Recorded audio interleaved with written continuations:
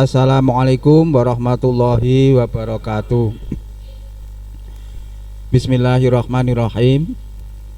Anak-anak yang saya banggakan, mudah-mudahan semuanya tetap sehat dan mendapat lindungan dari Allah SWT. Oke, kita ketemu lagi. Insya Allah tinggal 2 pertemuan, hari ini sama minggu depan, sebelum nanti menuju ke PAS, yaitu penilaian akhir semester yang insya Allah dilaksanakan pada tanggal 30 November. Maka sebelum kita bahas ini, yang tinggal terakhir hukum Ohm, kemudian nanti ada rangkaian listrik, yang terakhir nanti kita bahas tentang energi listrik dan daya listrik. Sekarang hukum Ohm. Sebelum kita mulai, alangkah baiknya kita memanjatkan doa dulu. Mudah-mudahan aktivitas kegiatan kita, belajar kita pada pagi hari ini mendapat ridho dari Allah Subhanahu wa Ta'ala, dan dimudahkan ilmu kita dapat ilmu yang manfaat fid dini wa dunya wal akhirah. Mari kita berdoa dulu. Bismillahirrahmanirrahim. Raditu billahi robba wa bil islami dina wa bi Muhammadin nabiyya wa rasulah. Rabbi zidni ilmah warzuqni fahmah waj'alni minas sholihin. Amin ya rabbal alamin. Terima kasih anak-anak. Kita sudah lihat, sekali lagi saya tidak waleh-waleh mengingatkan sampean semua, tolong materi-materi yang sudah disampaikan oleh Bapak Ibu guru semua, umumnya khususnya pada pelajaran IPA, tolong dicatat ya, dicatat di buku tulis. Nanti sebagai arsip, sewaktu-waktu kita bisa bertatap muka, kita bisa menunjukkan, oh ini loh Pak hasil saya mengikuti pelajaran, sehingga nanti untuk bukti, bahkan nanti untuk bahan-bahan ujian akhir sampai menempuh ujian akhir. Tetap kaitannya dengan pokok bahasnya listrik dinamis. Sekarang yaitu pokok bahasnya hukum Ohm. Ohm itu membahas tentang hambatan listrik. Ohm. Maka nama-nama fisika, nama-nama penemunya itu diabadikan, sebagian satuannya ya.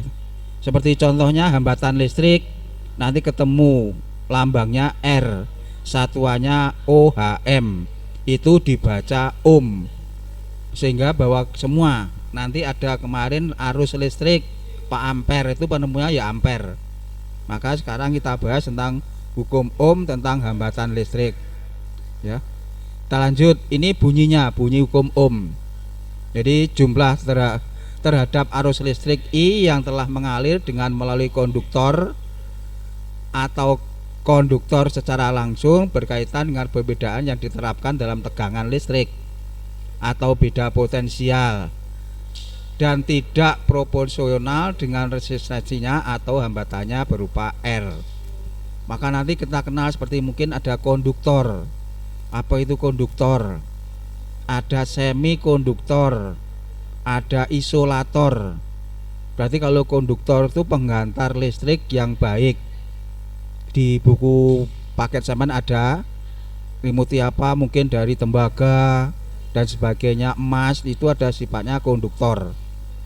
Kemudian semikonduktor itu yang kurang baik, menghantarkan listrik tapi kurang baik, yaitu golongannya apa? Timah ya, itu seng, kemudian adalah juga kobal, timbel dan sebagainya. Terus kemudian yang ketiga biasanya disebut namanya ada konduktor, semikonduktor, isolator. Isolator apa? Bahan-bahan yang ditolak oleh listrik. Maka seperti sampean, kenapa listrik pakai alas kaki ya toh, kalau tes pen kenapa ada pegangannya nggih.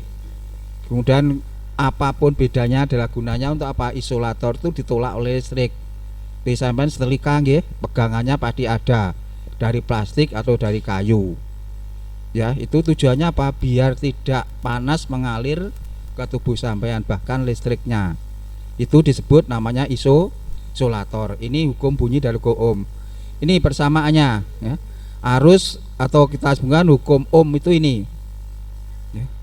V dengan I kali R. Kalau mencari I, V per R. Kalau mencari R, V per I. Hambatan listrik, ingat ya. R itu hambatan listrik, satuannya ohm ya. OHM dibaca ohm ya.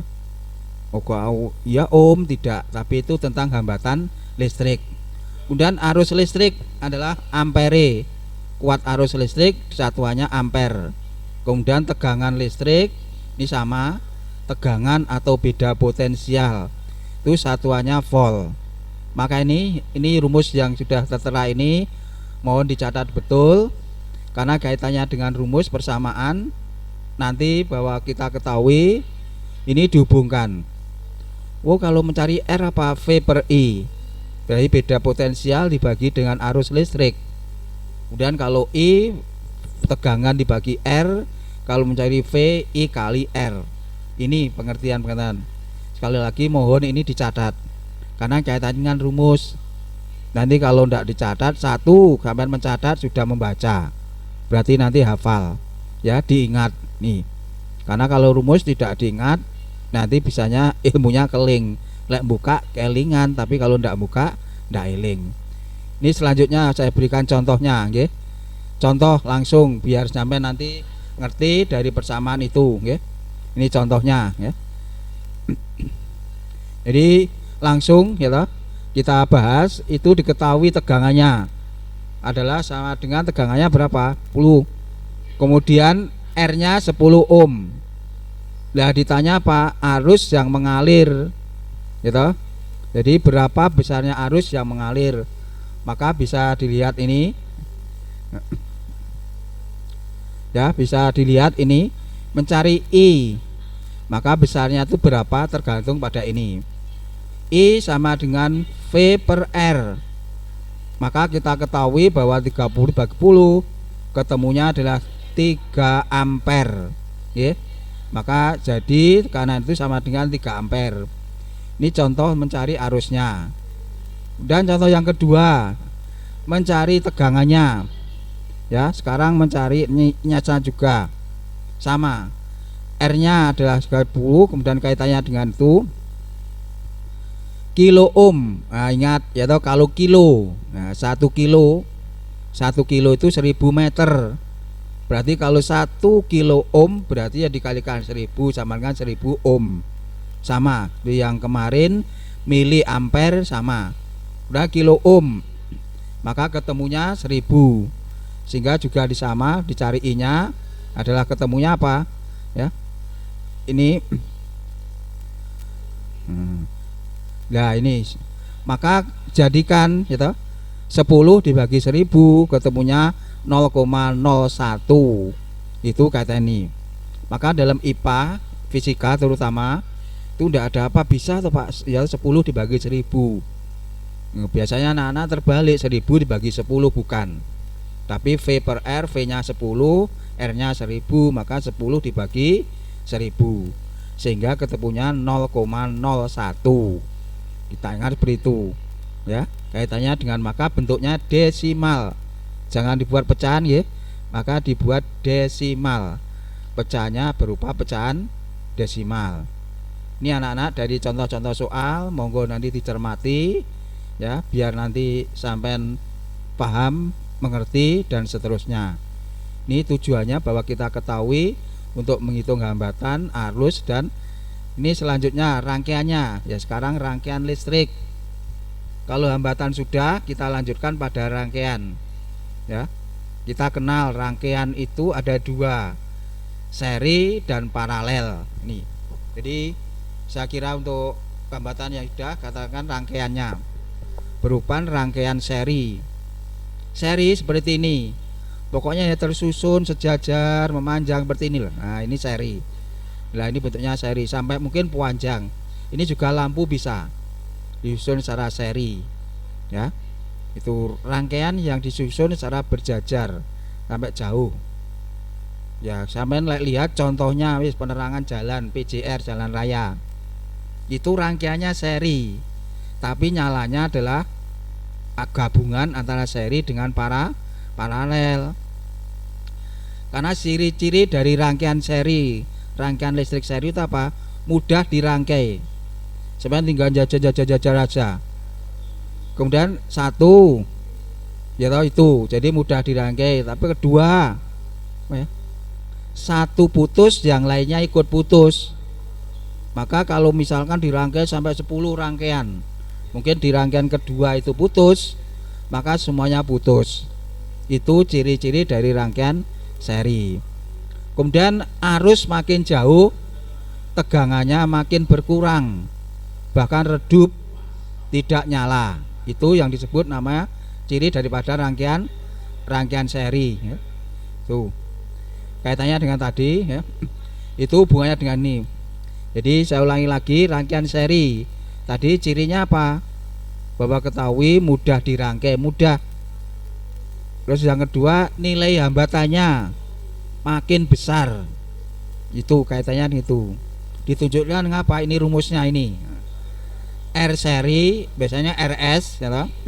RS ada R1 ditambah R2 tambah R3 dan R seterusnya. Rn itu R selanjutnya sampai berapa rangkaian, maka nanti disebut R-nya hambatannya makin besar.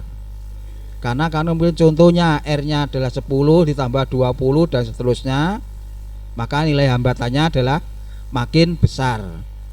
Ya, kita sebut sini total hambatan resistor pada rangkaian seri merupakan penjumlahan masing-masing hambatannya yang dirumuskan dengan ini.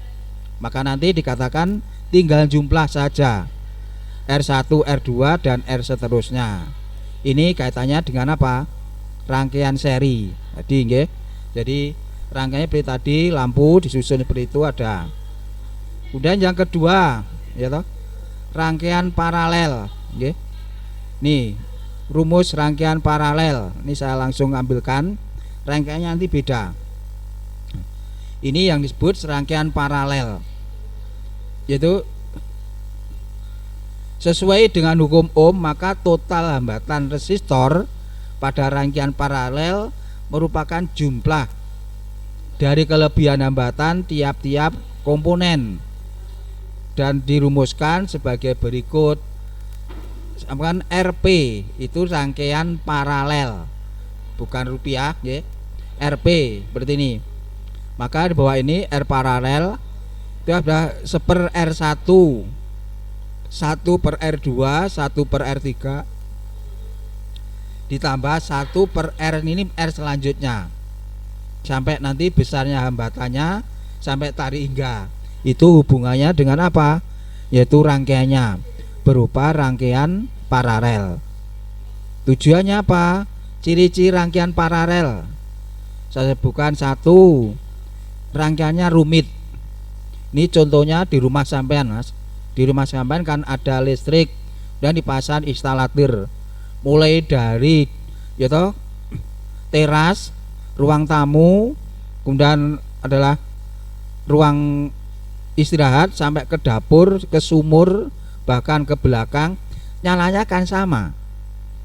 Jadi tidak berkurang, tetap semua. Itulah bentuk rangkaiannya berupa rangkaian paralel di cabang-cabang. Tapi dia tidak mengurangi besarnya daya listrik yang mengalir. Maka cirinya apa? Rangkaian paralel itu rangkaiannya rumit, tapi energinya tetap gitu, sama dengan semula. Jadi dayanya tidak berkurang. Itu. Kemudian nilai hambatannya makin kecil. Jadi tidak seperti seri tadi. Kalau seri nilainya adalah besar, hambatan totalnya. Ya, kita kenal ada R-tut. Nah, R-tut nanti hambatan total yang dihasilkan. Itu kaitannya dengan apa? Rangkaian paralel ini. Kemudian itu tadi adalah berupa rangkaian paralelnya, rangkaian seri. Nggih. Mungkin lebih lanjut sampean bisa membaca ya buku. Dalam buku itu ada buku sampean ya, buku pegangan sampean, buku yang tebal itu ada, yaitu bentuk rangkaian seri, rangkaian paralel, dan rangkaian daripada gabungan antara seri dan paralel. Nanti kita bahas pada apa? Yaitu tentang apa? Yaitu adalah kaitannya dengan hukum Kirchhoff. itu ada, tapi belum sampai itu, hanya hambatan listrik yang sampaikan hukum Ohm tadi, kemudian rangkaian listrik seri dan paralel. Ini mungkin sambil dicermati contoh-contoh soal daya kasih. Nah ini yang terakhir, biar nanti sampean tidak lupa apa yang saya sampaikan, maka ini bentuk-bentuk dari evaluasinya, ya. Sampai colok monggo nanti bisa, tapi tetap anak-anak bisa dibaca, ya. Maka ini, ya, yang nomor 1 hambatan listrik oleh arus sebesar 3 ampere, kemudian dihubungkan dengan tegangan 10 volt. Ya, tentukan itu hambatan listrik yang terpakai, maka mencari R. Ingat R tadi rumusnya apa? Ya tinggal bagi saja, maka V dibagi dengan I. Ini V nya, ini I nya. Itu kaitannya dengan apa? Mencari daripada hambatan listrik, maka besarnya nanti berapa. Dan yang kedua sama, masing-masing nilainya 4 ohm, 3 ohm, dan 5 ohm, gitu. Kemudian hambatan ini diproses pada tegangan 120 volt. Hitung, gitu, berapa tegangan yang dihasilkan, maka nanti dicari dulu serinya, maka disusun secara seri, diserikan dulu, ya, secara seri. Maka ini ada 4 R1, R2 nya 3 ohm, R3 nya 5 ohm. Nanti tinggal jumlahkan, kemudian tegangannya ini, maka hitung, gitu, tegangan yang dihasilkan, ya nanti tinggal bagi saja besarnya berapa. Ini yang nomor 2. Kemudian yang nomor 3 sama, 3 buah hambatan, ya, masing-masing apa? 2 ohm, 1 ohm, dan 2 ohm juga. Tegangannya tapi beda. Di sini 12 volt. Hitunglah besarnya kuat arus total dan kuat arus yang mengalir pada hambatan 1 ohm pada hambatan 3 ohm. Maka sampai nanti mencari arusnya, pada pertama adalah I. R nya saya ingatkan, ya, R nya dijumlahkan dulu. Jadi besarnya hambatan dijumlahkan dulu berapa, baru nanti mencari I. V nya sudah ketemu sama, V nya 12. Nanti tergantung sampai mencari apa. Berarti kalau 1 ohm ya nanti tinggal mencari ini, ya, mencari arusnya. Itu jadi kaitannya, monggo ini dicermati betul biar sampai nanti tidak lupa. Jadi kalau ada soal seperti ini, kita bisa membahas tentang bentuk rangkaian seri, rangkaian paralel, bahkan nanti mencari besarnya arus yang terpakai, ya. Itu saya kira, ya, ada, ya. Untuk bahasan hukum Ohm sampai rangkaian listrik seri paralel, saya kira sampai di sini. Dan untuk tugas-tugas tolong jangan lupa dikerjakan, ya, biar nanti ingat, ya toh. Nanti bahwa nilai-nilai juga tergantung dari tugas sampean. Kalau tugas tidak mengumpulkan berarti nilai sampean 0, bukan kosong tapi 0, ya. Maka tolong dikumpulkan juga biar nanti di raport sampean tidak ada nilai yang 0. Itu dari saya tentang hukum Ohm, yaitu rangkaian listrik seri paralel, ya. Kurang lebihnya mohon maaf. Mudah-mudahan apa yang saya sampaikan dapat menjadi ilmu yang anak-anak, jadi ilmu yang manfaat, sehingga menambah kasanah sampean semua, terutama bisa mempelajari listrik. Karena listrik ini tidak asing, nah, sampean di rumah pasti ketemu listrik, ya. Yang kemarin saya utarakan, listrik itu penting, ya. Sekarang mandi pakai listrik, makan pakai listrik, semua serba listrik, ya, kaitannya itu. Maka jadi listrik tidak asing bagi sampean, semua serba listrik. Demikian, kurang lebihnya mohon maaf. Saya akhiri, wassalamualaikum warahmatullahi wabarakatuh.